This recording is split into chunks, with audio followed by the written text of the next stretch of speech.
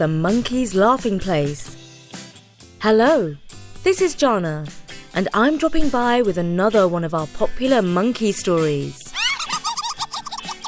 Once upon a time, ages ago, a man was very annoyed with a monkey. The monkey lived in a tree at the end of his garden. He used to play his guitar late at night and hold parties with the other monkeys.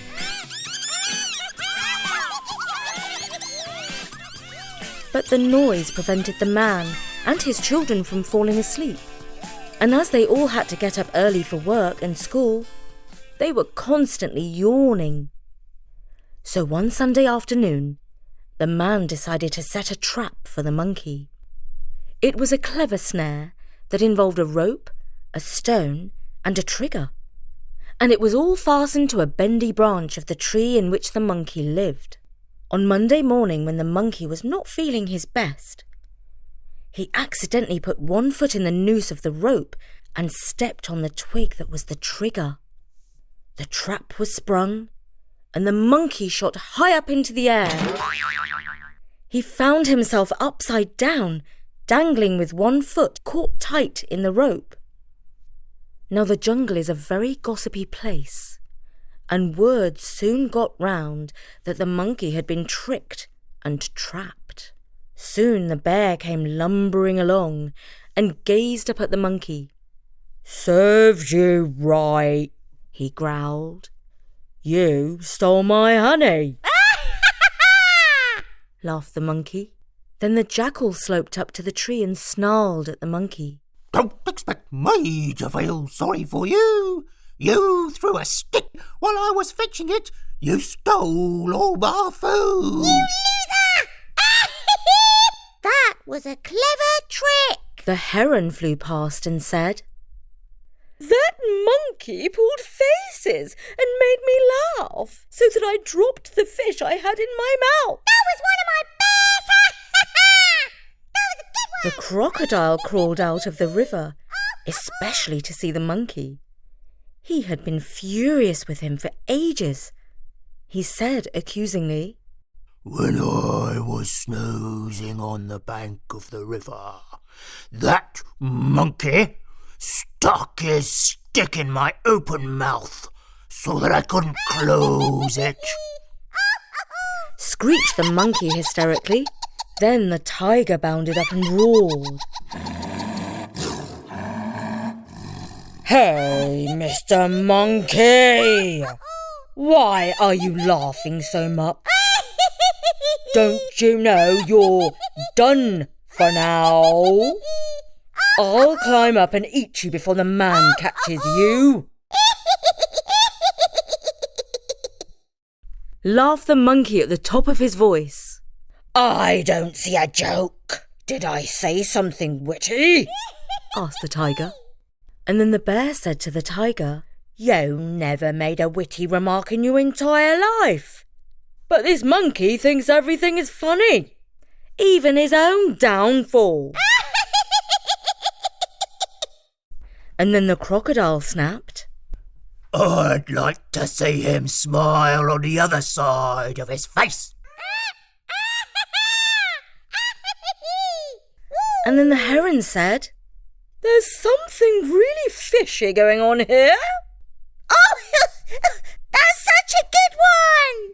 And then the tiger roared, "Oh, tell me, monkey, before I eat you up, what in the world is so funny?"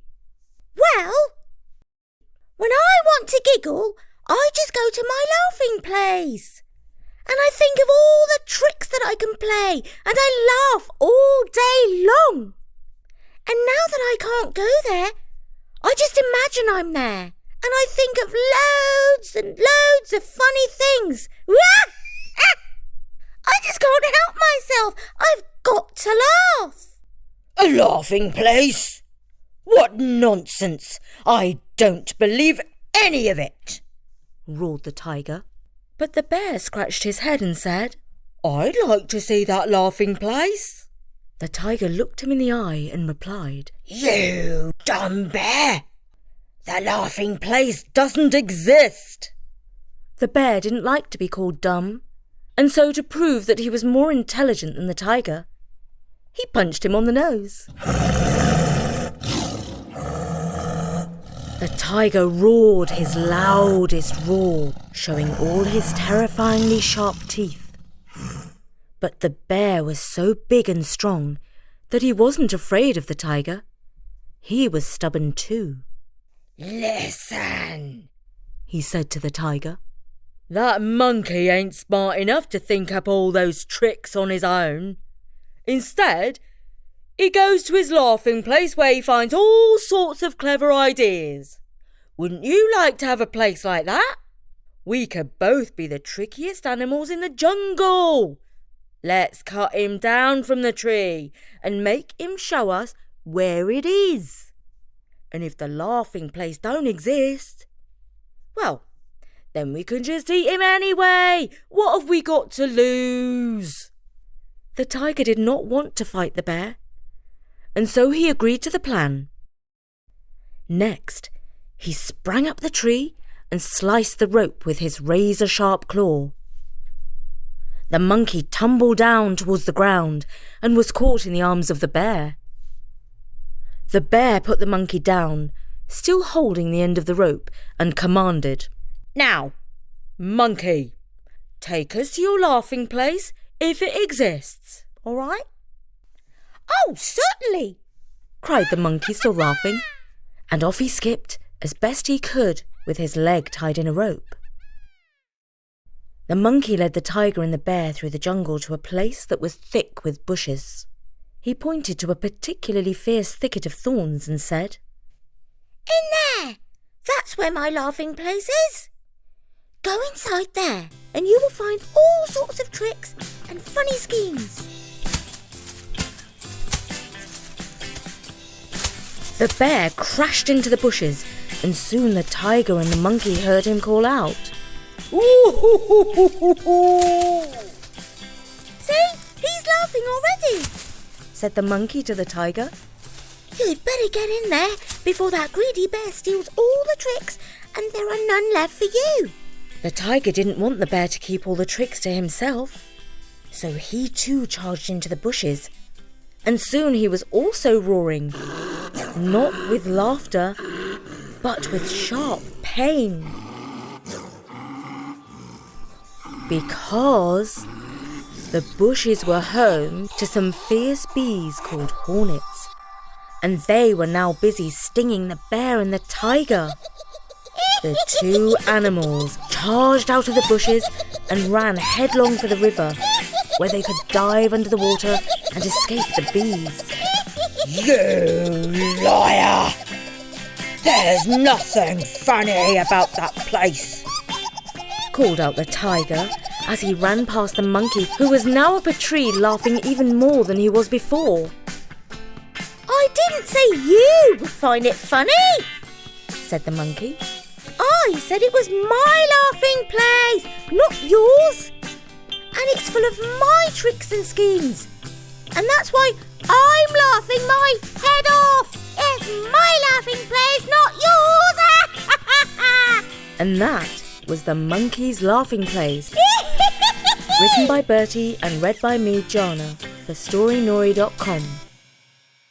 It was adapted from Traditional Tales. In a moment, Bertie will be reading another story from our competition winners. But first, it's time to mention our wonderful sponsor, Athletic Greens. Every day when I return from my early morning walk, I look forward to my favourite drink of the day, AG1 from Athletic Greens. I love it when I open the pack and smell the fruity aroma of the green powder, which I mix with cold water and shake well. It's now very much part of my daily routine. And it's even better because I know it's packed with 75 vitamins, superfoods, minerals, probiotics, and adaptogens for stress, anxiety, and fatigue. AG1 is easy to knock back. I take my drink on an empty stomach and feel settled and ready for the day. I always look forward to my morning drink of AG1. It really is a great way to boost your immune system. So this is perfect for you busy grown-ups in the family. It's time to reclaim your health and arm your immune system with convenient daily nutrition. It's just 1 scoop in a cup of water each morning. That's it. No need for a million different vitamins and supplements to look out for your health. To make it easy, Athletic Greens is going to give you a free 1-year supply of immune-supporting vitamin D and 5 free travel packs with your first purchase. All you have to do is visit athleticgreens.com/story. Again, that is athleticgreens.com/story to take ownership of your health and pick up the ultimate daily nutritional insurance. And now, here's Bertie with another competition winner. So Richard Tay from Beijing in China writes, I'm 9 years old. I listen to Story Nori every night to pass the time. I hope other kids can listen to my story read out on Story Nori very much. Well, actually, Richard, I really liked your story set in the future, and I'm very happy to read it out. A long time after now, a businesswoman called Madame Jeek invented flying cars, which made her super rich. Her brand was called Feather, and sales were racing off the chart.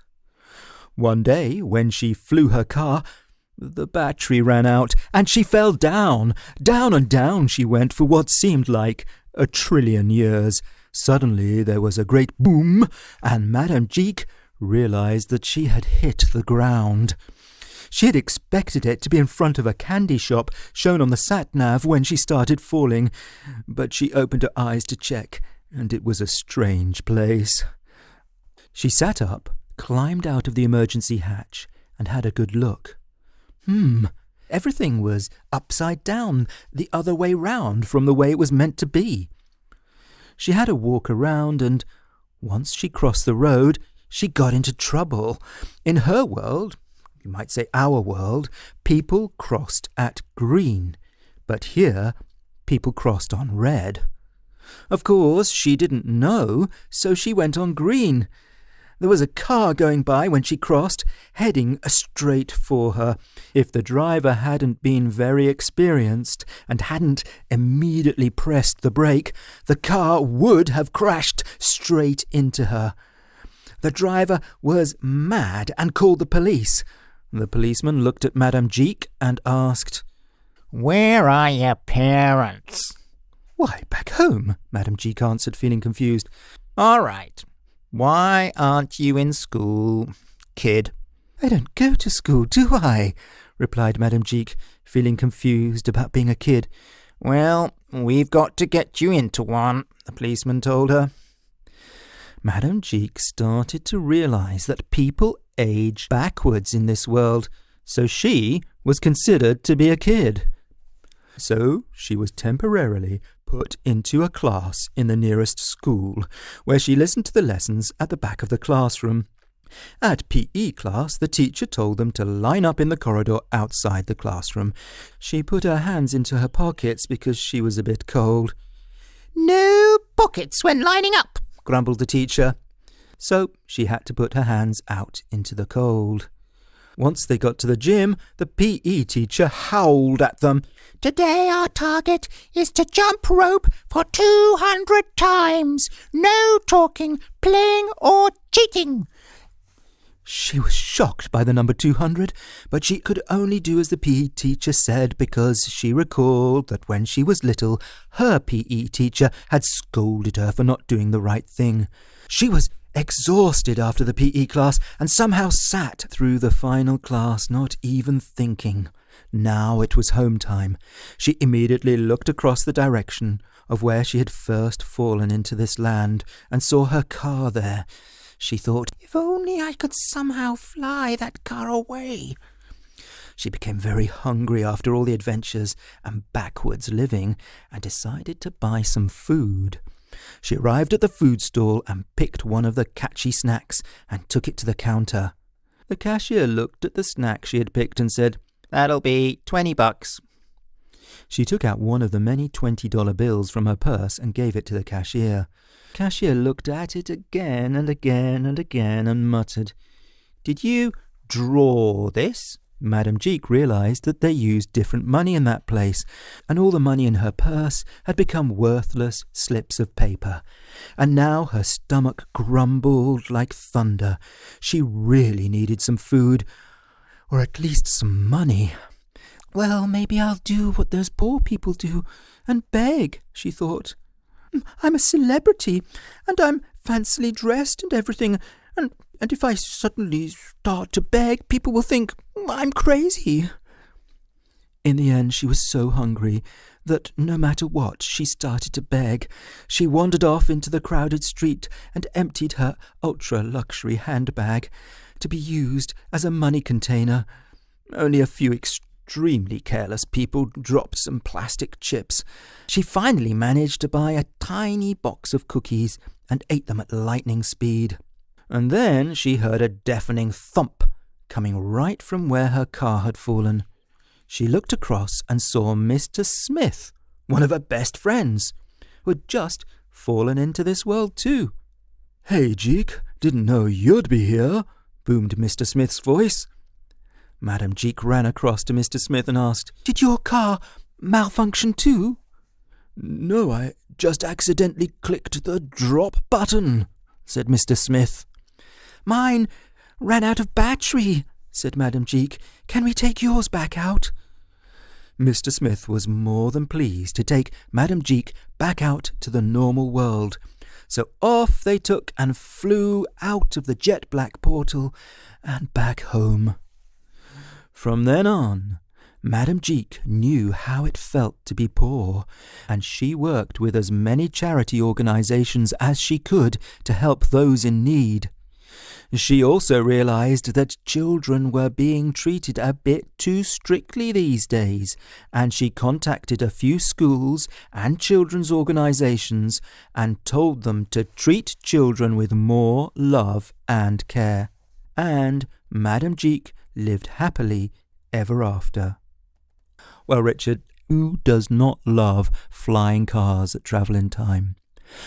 For now, from me and Jana at storynori.com, goodbye.